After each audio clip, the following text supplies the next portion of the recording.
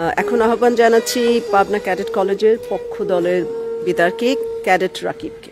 ধন্যবাদ মাননীয় সভাপতি, আমাকে কিছু বলার সুযোগ করে দেওয়ার জন্য। আমার দলের প্রথম বক্তা যখন অবহেলাকে সংজ্ঞায়িত করে গেলেন, তখন প্রতিপক্ষের প্রথম বক্তা বিতর্কের এই মঞ্চে উপস্থিত ছিলেন ঠিকই, কিন্তু মন হয়তো ছিল অন্য কোথাও। তাই তিনি বারবার ভিন্ন ভিন্ন সুরে একই গান গেয়ে প্রমাণ করার চেষ্টা করে গেলেন যে সন্তানের মানসিকতা নাকি বৃদ্ধ পিতামাতার প্রতি দায়িত্ব পালনে অবহেলার মূল কারণ নয়।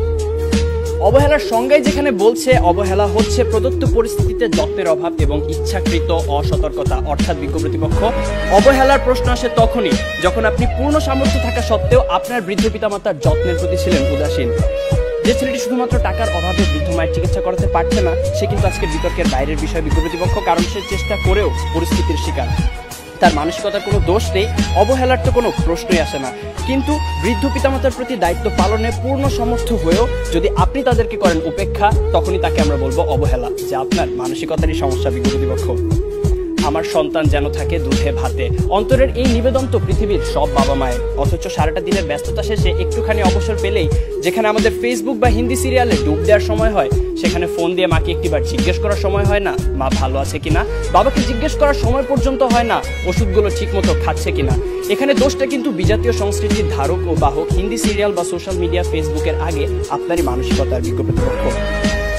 একজন সুস্থ মানুষ সর্বোচ্চ 45 ডেল একক পর্যন্ত ব্যথার সম্মুখীন হতে পারে, আর সন্তান জন্মদানের সময় আমাদের মায়েরা যে পরিমাণ ব্যথার সম্মুখীন হন তা 57 ডেল এর কিছু বেশি, যা একজন সুস্থ স্বাভাবিক মানুষকে প্রয়োগ করা হলে অনায়াসে তার 20টি হাড় ভেঙে যাবে। সন্তানের জন্যই যে মায়ের সর্বস্ব বিসর্জন, সন্তান হয়ে সে মায়ের প্রতি যেন আমাদের নিষ্ঠুরতম আচরণ। আর এর পেছনে মানসিকতাই যদি দায়ী না হবে, তাহলে কেন নারায়ণগঞ্জের ফতুল্লা শাসনগাঁও এলাকায় ভরণ পোষণ থেকে বাঁচতে সন্তানদের দ্বারা বস্তাবন্দি অবস্থায় রাস্তায় ফেলে যাওয়া 80 বছর বয়সী বৃদ্ধা হাসিনা বেগম সেদিন মারা গেলেন? কেন জামির উদ্দিন শেখ নামের শতবর্ষী বাবা 5 ছেলের 4 জনের হাতেই মার খেয়ে আজ শয্যাশয়ী? তথ্যসূত্র দৈনিক প্রথম আলো 13 জুলাই 2018।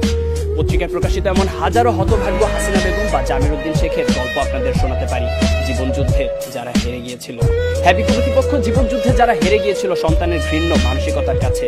এরপরও কি সন্তানের সেই পচে যাওয়া মানসিকতার চেয়ে বিভিন্ন পারিপার্শ্বিকতার অজুহাতকেই বড় করে দেখবেন? প্রশ্ন এলো বিপক্ষের দ্বিতীয় বক্তার কাছে। প্রতিপক্ষের প্রথম বক্তা বলে গেলেন যে সন্তানেরা নাকি এখন সময়ই পাচ্ছে না তার বাবা মার সাথে ব্যয় করার, অর্থাৎ ব্যস্ততার কারণে তারা সময় দিতে পারছে না তাদের বাবা মাকে। আসলে সত্যি কথা বলতে জানেন কি বিজ্ঞ প্রতিপক্ষ, এই পৃথিবীতে সময়ের অভাব বলে কিছু নেই, সবকিছুই নির্ভর করে আপনার প্রাধান্যের উপর। তাই দিন শেষে আপনার প্রাধান্য যদি পিতামাতা না হয়ে হয় ডিজনি প্লাস বা নেটফ্লিক্স, মানসিকতার দিকে আঙুল তো উঠবেই।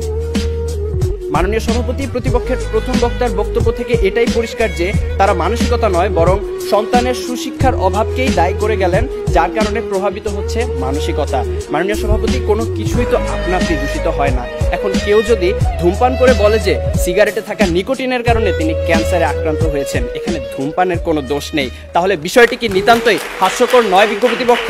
তাই আজ বুঝেই হোক আর না বুঝেই হোক, আপনারা কিন্তু বৃদ্ধ পিতামাতার প্রতি দায়িত্ব পালনের অবহেলার মূল কারণ হিসেবে সেই মানসিকতাকেই দায়ী করে গেলেন। ধন্যবাদ আমাদের সাথে একমত পোষণ করার জন্য।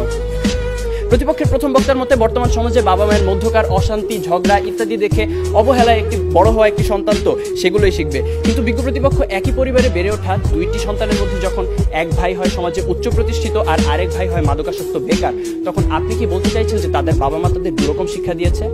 অর্থাৎ আমি এটাই বোঝাতে চাইছি যে পরিস্থিতি যেমনই হোক না কেন, ভালো মন্দের বিচার করার মানসিকতা বা বিবেক সে তো আপনারই হাতে। অবাক বিষয় কি জানেন বিজ্ঞ প্রতিপক্ষ, আপনারা যখন এই মঞ্চে দাঁড়িয়ে বৃদ্ধ পিতামাতার প্রতি অবহেলার বিভিন্ন কারণ হিসেবে নানা অজুহাত টেনে আনতে ব্যস্ত, তখন সবকিছুকে বুড়ো আঙুল দেখিয়ে মন্তাজ মিয়া নামের একজন দরিদ্র রিক্সা চালক সম্পূর্ণ অপরিচিত একজন বৃদ্ধকে নিজের বাড়িতে নিয়ে এসে নিজের বাবার মতো যত্নার্থী করছেন গত 5 বছর ধরে। রিক্সা চালক মন্তাজ মিয়ার এই ঘটনা হানিফ সংকেতের ইত্যাদি অনুষ্ঠানে প্রচারিত হয়েছিল। যেখানে অনেক উচ্চশিক্ষিত সচ্ছল ছেলে মেয়েরা অবহেলায় নিজের পিতামাতাকে বৃদ্ধাশ্রমে পাঠিয়ে দিচ্ছে, সেখানে মন্তাজ মিয়া একজন দরিদ্র রিক্সা চালক হয়েও এমন একটি মহৎ কাজ কি করে করতে পারলেন? তার তো ছিল না অর্থবিত্ত, শিক্ষা কিংবা উচ্চ সামাজিক অবস্থান, কিন্তু তবুও তিনি তা পেরেছিলেন কারণ তার ছিল একটি উন্নত মানসিকতা, বর্তমান সময়ে যা বড়ই অপ্রতুল।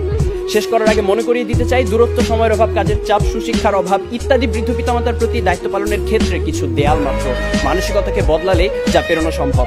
বৃদ্ধ পিতামাতার প্রতি দায়িত্ব পালনের ক্ষেত্রে যদি কোনো কারণে কমতি হয় বা সন্তান অসমর্থ হয়, সেক্ষেত্রে আপনাদের দ্বারা দেখিয়ে যাওয়া যুক্তিগুলো হয়তোবা একটি কারণ, কিন্তু বৃদ্ধ পিতামাতার প্রতি দায়িত্ব পালনের ক্ষেত্রে যদি কোনো কারণে অবহেলা করা হয়, সেটা অবশ্যই সন্তানের মানসিকতারই সমস্যা বিজ্ঞ প্রতিপক্ষ।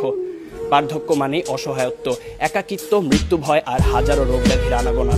জীবনের যে সময়টায় আমাদের সবচেয়ে ভালোবাসার মানুষ বাবা মায়ের সবচেয়ে বেশি প্রয়োজন হয় আমাদের, তখন কেন আমরা আমাদের মানসিকতাকে কবর দিয়ে দূরে ঠেলে দিব তাদের? তাই বিজ্ঞ প্রতিপক্ষ, আসুন আমরা আমাদের মানসিকতাকে বদলাই। জীবনের বিনিময় হলেও যারা সন্তানের প্রতি ভালোবাসার এতটুকু কমতি হতে দেন না, সেই সোনার পিতামাতার প্রতি গভীর শ্রদ্ধা নিবেদন করেই শেষ করছি।